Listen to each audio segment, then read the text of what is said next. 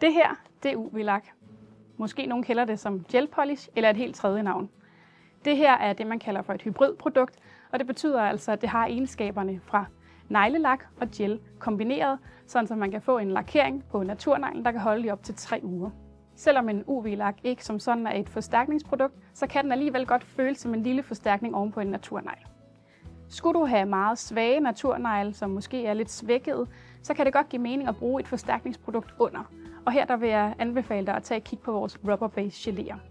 Men i hvert fald så er det her et rigtig godt produkt, hvis du bare gerne vil have en rigtig flot naturlig lakering. Og så er Eminails UV-lakker altså nogle af de bedste på markedet. De krøller ikke, de ligger sig super flot, de er super pigmenteret og kræver altså maks 2 lag, uanset hvilken type farve man har med at gøre. Hvis du er i tvivl om, hvilken UV-lak du skal have, eller måske bare i tvivl om et helt andet produkt, så tag fat i vores kundeservice. Vi vil rigtig gerne hjælpe dig.